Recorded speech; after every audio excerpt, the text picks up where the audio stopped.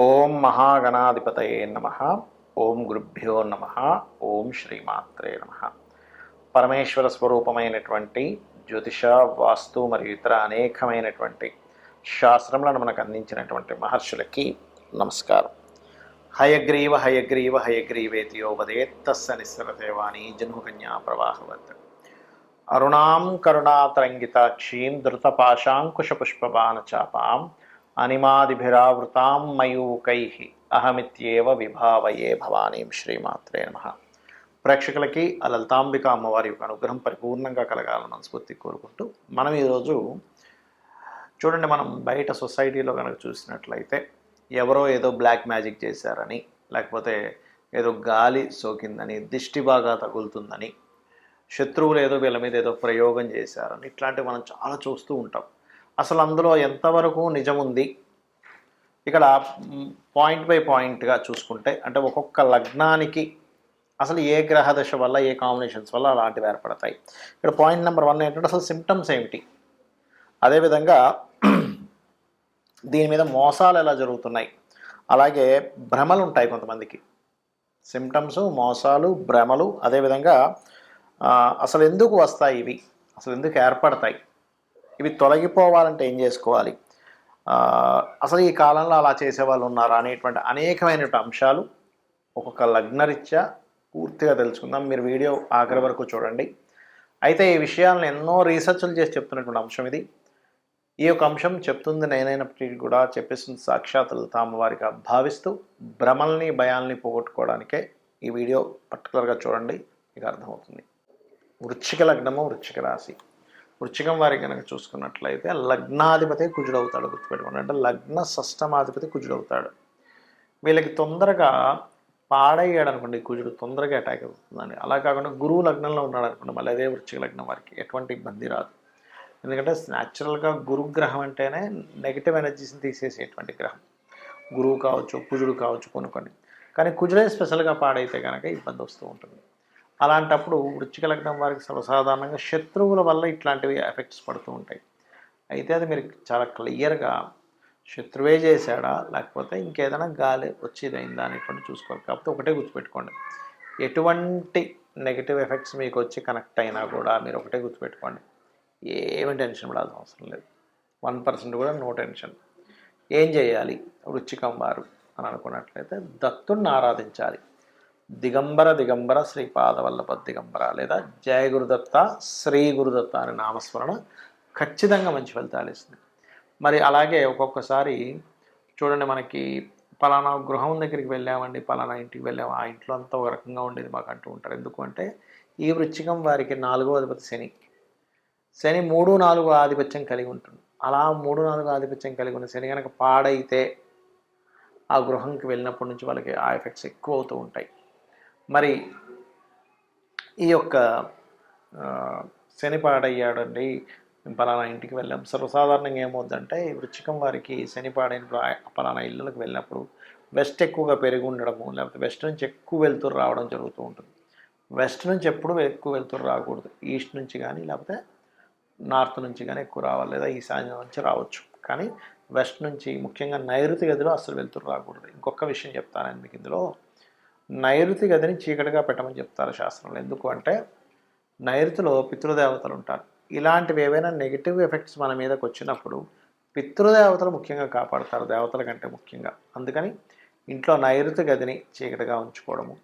నైరుతికి 2 భాగాలు, నైరుతి భాగాన్ని 2 భాగాలు చేస్తే కుడి భాగం వైపు ఉండేటువంటి ప్రదేశాన్ని పితృ అనే పదం ఉంటుంది వాస్తులో, అక్కడ పెద్దవాళ్ళ యొక్క పటాలు పెట్టడం చేస్తూ ఉండాలి. ఇక మీకు ఉదాహరణకి బుధుడు పాడయ్యాడనుకోండి, ఏమవుతుందంటే కొంతమంది ఈ నిధులు, నిక్షేపాలు, ఎందుకంటే వృశ్చిక లగ్నం కదా, ఇట్లాంటి వేటల్లో ఎక్కడెక్కడికో వెళ్ళి కొన్ని నెగిటివ్ ఎనర్జీస్ని వీళ్ళు కనెక్ట్ అవుతారు తెలియకుండానే.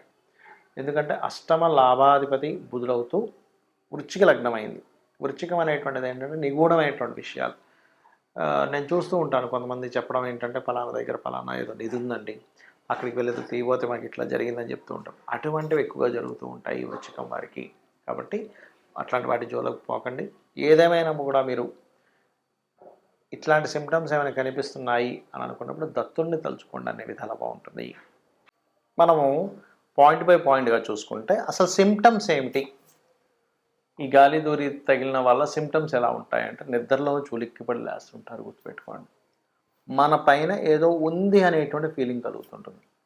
అది సమ్ టైమ్స్ నేను ఇందాక చెప్పినటువంటివి ఏవైతే ఇప్పుడు శని కానీ కేతువు కానీ పాడైన బుధుడు కానీ పాడైనటువంటి రవి కానీ రాహు కానీ ఇట్లా ఈ కుజుడు నీచంలో ఉన్న కుజుడు కానీ ఈ దశలు వచ్చినప్పుడు సహజంగా ఏమవుతుంటుందంటే విశ్వంలో భగవంతుడు క్రియేట్ చేసిన సృష్టిలో పాపగ్రహ సంబంధాలు పాడై మహాదశలు అంతర్దశలు ప్రత్యంతర్దశలు నడిచినప్పుడు ఇక్కడ ఉన్నటువంటి కొన్ని పిశాచాల బాధలు పడుతూ ఉంటాడు మనిషి.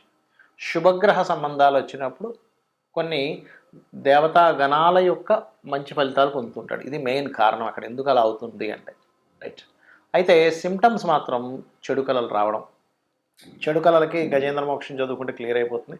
కాకపోతే ఉలిక్కి పడ్డం, వెనక నుంచి ఎవరో ఇలాగ వెళ్ళిపోయినట్టు అనిపించడం, ఏదో పని చేసుకుంటే వెనక నుంచి ఏదో ఒక నల్లటి ఆకారం వెళ్ళిపోయిందండి అంటూ ఉంటారు. ఇవి కొంతమందికి భ్రమలు కూడా ఉంటాయి. అంటే ఏమిటి, ఏమీ లేకపోయినా భ్రమపడుతుంటారు. భ్రమ ఎవరు పడతారు, ఎందుకంటే మనం ఒక క్లారిటీకి రావాలి, నేను నిజంగా భ్రమపడుతున్నానా అవుతుందా ఇది తెలుసుకోవాలి ముఖ్యంగా. ఎందుకంటే ఈ మీరు భ్రమపడుతున్న దాన్ని కొంతమంది సొసైటీలో మోసం చేస్తుంటారు కూడా.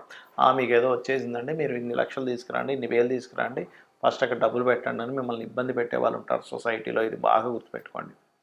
మరి ఏమండి నాకు భ్రమ అవ్వచ్చు లేదా నిజంగా అవ్వచ్చు, ఏమిటి దీనికి పరిహారము అంటే కూడా చెప్తాను నేను మీకు.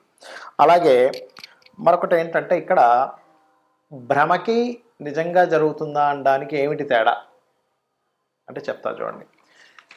మీది భ్రమ అనుకోండి, ఎక్కడో పంచమాధిపతి మహాదశలు నడుస్తుంటాయి, మీ లగ్నం నుంచి 5వ అధిపతి మహాదశల్లో ఇది కనెక్ట్ అవుతూ ఉంటుంది, లేదా చంద్రుడి ద్వారా కనెక్ట్ అయిందంటే అది భ్రమే, ఇంకా అందులో డౌట్ లేదు. నిజంగా జరుగుతుందంటే అప్పుడు ఏంటంటే మీరు సంబంధం లేకుండా ఉలిక్కి పడుతూ ఉంటారు, అది నిజమైందనమాట.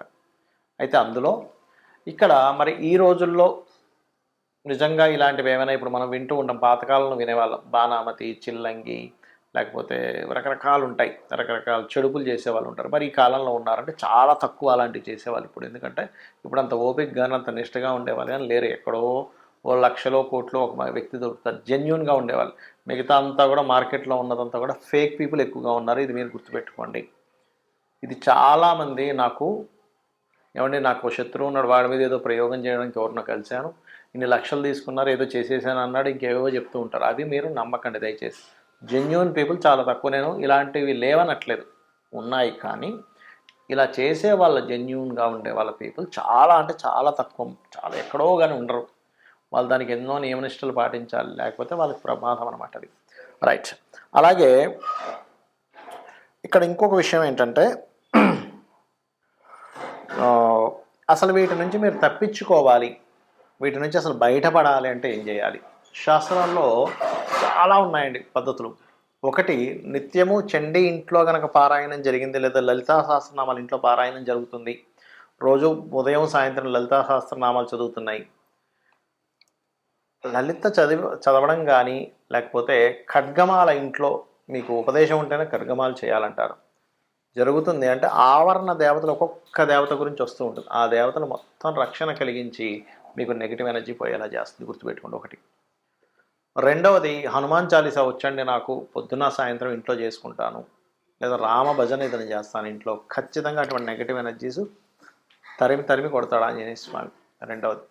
ఇక మూడవది ఏంటంటే, లేదండి మాకు ఒకసారి ఏదైనా ఒక పెద్ద కార్యక్రమం చేసుకుందాం అనుకుంటున్నాం, దాంతో క్లియర్ అయిపోవాలంటే చండీ పారాయణం, చండీ హోమం ఖచ్చితంగా ఇంట్లో ఇటువంటి నెగిటివ్స్ ఏమైనా ఉన్నా సరే పోగొట్టేలా చేస్తుంది, గుర్తుపెట్టుకోండి.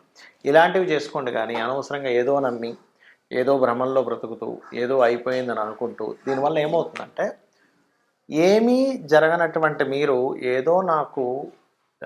ఎవరో ఏదో చేశారనో, ఏదో గాలి సోకిందనో ఇలాంటి భ్రమంలో ఉన్నప్పుడు ఏమవుతుందంటే లైఫ్ అన్నిటినీ పక్కన పెట్టేస్తాడు మనిషి. అంటే చేస్తున్నటువంటి ఉద్యోగము, వ్యాపారము ఇవన్నీ వదిలేసి వాటి చుట్టూ తిరుగుతుంటాడు. కాబట్టి దయచేసి ఇటువంటి వాటికి మీరు ఈ రకంగా మీరు బయటపడవచ్చు. శుభ్రంగా ప్రతి క్షణము ఇవన్నీ చేయలేనండి, ఆంజనేయ స్వామిని తలుచుకుంటా సరిపోతుంది, లేదు శ్రీమాత్రే నమః అనుకున్నా కూడా సరిపోతుంది. అయితే ఇక్కడ ఎప్పుడు కూడా ఇంట్లో కనుక మీకు కొంతమందికి ఏంటంటే మనుషులకు ఉండదు కానీ ఇంట్లో నెగిటివ్ ఎనర్జీ వస్తూ ఉంటుంది. ఎలా అంటే ఇల్లు ఒక్కోసారి మనం కొన్ని రోజుల పాటు ఎవ్వరూ ఉండకుండా ఇంట్లోకి ఏ ఊరు వెళ్ళిపోవడమో, లేకపోతే ఇల్లు ఖాళీ చేసి వెళ్ళిపోయి మళ్ళీ ఎప్పుడో 2, 3 నెలల తర్వాత మళ్ళీ ఇంటికి వచ్చినప్పుడు ఏమవుతుందంటే నెగిటివ్ ఎనర్జీ ఫామ్ అవుతుంది. అలాంటప్పుడు ఖచ్చితంగా ఇంట్లో ఏ హోమమో, సత్యనారాయణ సంవ్రతమో ఒక 11 రోజుల పాటు గోమూత్రాన్ని చల్లి నీట్‌గా తుడవడం చేయాలి. అలా చేస్తే ఏమవుతుందంటే కల్లుప్పుతోని కడిగేయడం చేస్తే అప్పుడు నెగెటివ్ ఎనర్జీ పోతుందండి. లేకపోతే ఏమవుతుందంటే అవి ఎవ్వరూ తిరగనటువంటి ప్రదేశము. ఎందుకంటే లోకంలో నెగెటివ్ ఎనర్జీ, పాజిటివ్ ఎనర్జీ 2 ఉన్నాయి గుర్తుపెట్టుకోండి. దేవతా ఎనర్జీ ఎంత స్పష్టంగా ఉందో పిశాచాలు, ఆత్మలు ఈ ఆత్మలే రకరకాలుగా మారుతూ ఉంటాయి. మనిషి యొక్క ఆత్మే ఆ రకంగా మారుతూ ఉంటుంది. అవి కూడా ఉన్నాయి. కాకపోతే ఇక్కడ దేవతని గనక మీరు పట్టుకోగలిగితే 100% ఎటువంటి ఇబ్బంది ఉండదు. కాకపోతే నిష్టగా రెగ్యులర్‌గా చేస్తున్నారు. మరి కొంతమందికి ఈ పాపగ్రహ సంబంధాలు ఎక్కువగా ఉన్నప్పుడు అది ఒక్కోసారి రోగం మీద, ఒక్కొక్కసారి ఇట్లాంటి వాటి మీద ప్రభావం చూపిస్తుంటుంది. ఆ సమయంలో అమ్మవారిని బలంగా మీరు నిత్యము చేయండి. అన్ని విధాలా మీకు బావుంటుంది. శ్రీమాత్రే నమః.